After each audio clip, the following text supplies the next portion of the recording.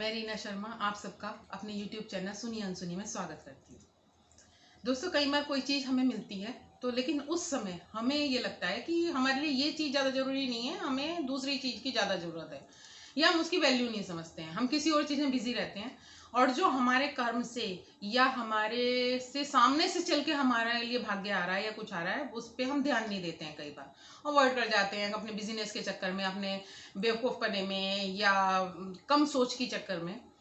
लेकिन जब जो चीज़ आपको मिल रही है उस वक्त उससे बड़ा कुछ नहीं है। जैसे कहते हैं ना, हम लोग हैं, हम इससे मांगते हैं या कभी किसी को ज़रूरत होती है तो अपने रिश्तेदारों से मांगेगा या किसी से मांगेगा।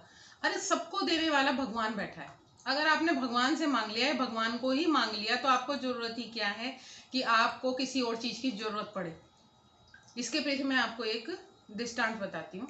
एक राजा था, अपने प्रजा के प्रति बहुत समर्पित। वो अपना प्रजा का बहुत ध्यान रखता था और प्रजा के सुख दुख का जितना ध्यान शायद वो रखता था, बहुत कम राजा रखते थे। तो उसकी इसी कर्तव्य निष्ठा से प्रसन्न होकर एक बार प्रभु ने उसको दर्शन दिए और कहा कि वर मांग, मैं तेरी कर्तव्य निष्ठा से प्रसन्न हूँ। तो राजा ने कहा कि क्योंकि उसे अपनी प्रजा से बहुत लगाव था, तो उसने कहा प्रभु, जैसे आज आपने मुझे दर्शन दिया ऐसे मेरे परिजनों और प्रजाजनों को भी दर्शन दीजिए। तो प्रभु ने कहा कि ये तो संभव नहीं है, क्योंकि सबके अपने अपने कर्म होते हैं और ऐसे में प्रजाजनों को दर्शन नहीं दे सकता। लेकिन राजा अपनी जिद पर अड़ गया। तो उसकी जिद को देखते हुए राजा की प्रभु ने कहा कि ठीक है, चलो कल शाम को मैं पहाड़ी पर मिलूंगा, तो अपने परिजनों और प्रजाजनों के साथ शाम को पहाड़ी पर आना। राजा ने कहा ठीक है, वो बड़ा खुश हो गया। उसने मुनादी करा दी कि कल भगवान दर्शन देंगे पहाड़ी पर और सबको साथ में चलना है। तो अगले दिन शाम को सब परिजन प्रजाजन जो भी थे सब राजा के साथ साथ पहाड़ी पर चढ़ने लगे। थोड़ी दूरी चले थे कि उन्हें एक तांबे के सिक्कों का पहाड़ दिखाई दिया। तो कुछ जो प्रजाजन थे, ज्यादा गरीब थे, देखा नहीं था या इतने सिक्के नहीं थे, वो तो भाग लिए उधर की तरफ कि भगवान के तो दर्शन फिर हो जाएंगे और पहले ये सिक्के समेट लो, कोई और ना मिल जाए इन्हें। कुछ चलते रहे कि नहीं क्या है ये, हमें नहीं, हमें तो भगवान के दर्शन करने हैं। ऊपर चले तो चांदी का पहाड़ दिखाई दिया, चांदी के सिक्कों का। तो कुछ प्रजाजन उधर की तरफ भाग लिए कि नहीं नहीं, और भगवान के तो फिर दर्शन हो जाएंगे और क्या पता मिले भी ना मिले भगवान जी, और भगवान ने कहा ही तो है। और लेकिन चांदी का ये तो नींद मिलेगा भंडार, इसके बाद हमने तो पहली बार देखा है। सब भाग लिए, जिसके पास कुछ था, पोटली थी, गमछा था, बनियानी निकाल के उसमें बांध बूंद के सब अपना पोटली बांधने में लग गए। लेकिन कुछ लोग राजा के पीछे पीछे ही चलते रहे कि नहीं, हमें तो भगवान के दर्शन करने हैं। थोड़ी देर ऊपर पहुंचे तो एक सोने के सिक्कों का पहाड़ दिखाई दिया। अब तो जी जितने जो प्रजाजन बचे थे उनकी सबकी लाट टपक गई और उनको तो इतना लोभ और लालच आ गया कि भगवान तो छोड़ो, कभी ना कभी जिंदगी में मिल ही जाएंगे, लेकिन सोने के सिक्के नहीं मिलेंगे इतनी तादाद में। आज लूट लो, आज ले लो, सारी जिंदगी की गरीबी दूर हो जाएगी।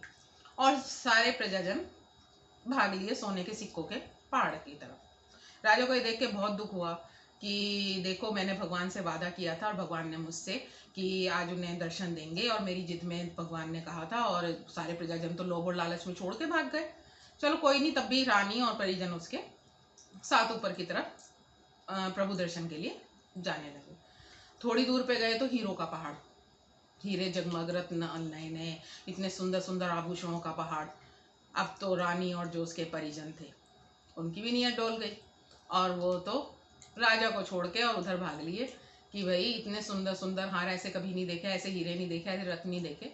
और रानी तो अपने पल्लू में उसे बांध बांध के भर भर के भरने लगी कि भाई जितने ले सकूं ले लूं, और ये इसका मैं ऐसा कंठार बनाऊंगी, इसका मैं ये करूंगी। और राजा तो देख के बड़ा दुखी हुआ ये सब, और दुखी मन से अकेला ही पहाड़ के सिरे की तरफ चलता चला गया। जब ऊपर पहुंचा तो वहां भगवान अपनी, जो उन्होंने कहा था कि वो दर्शन देंगे, भगवान वहां उपस्थित थे। तो राजा गया और बड़ा शर्मिंदा हुआ, उसने हाथ जोड़ लिए। तो प्रभु हंसने लगे कि उसने कहा क्यों राजा, तुम्हारे परिजन और प्रजाजन कहाँ गए?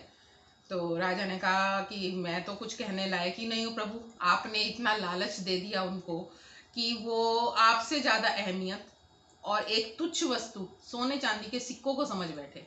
आपकी वैल्यू नहीं जानी उन्होंने कि भगवान तो कभी ना कभी जिंदगी में दर्शन दे ही देगा।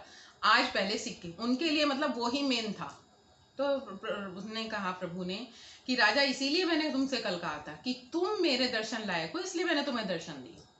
उन लोगों का जो ध्यान है अभी तुच्छ वस्तुओं में अटका हुआ, मोह माया में अटका हुआ है, और जब तक वो मोह माया से ऊपर नहीं उठेंगे उन्हें भगवान नहीं दिखेगा। भगवान तो हर किसी के अंदर है, तुम्हारे अंदर भी भगवान है, क्योंकि तुमने अपने मन से सबका दुख महसूस किया है और सबके लिए आज तक जिए हो।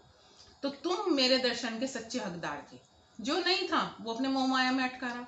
वही बात है कि हर मनुष्य आजकल मोह माया में अटका हुआ है, उसके अंदर खुद के अंदर एक प्रभु है, सामने भगवान दर्शन देने को तैयार बैठे हैं, लेकिन सब अपनी मोह माया में, अपने काम में इतना बिजी हो गए हैं कि भगवान नाम का सिमरन करने का भी बहुतों पे टाइम नहीं है कि हाँ भगवान के आगे 10 मिनट बैठ के उनको सिमरन करें या उनकी पूजा करें। तो सच्चा मन अगर होगा, आप सच्चे हैं और आपको भगवान में प्रीत है, तो कभी ना कभी आपको प्रभु के दर्शन अवश्य होंगे। तो यदि लोगों आप सबको मेरी वीडियो अच्छी लगी हो तो सब्सक्राइब जरूर करें। धन्यवाद।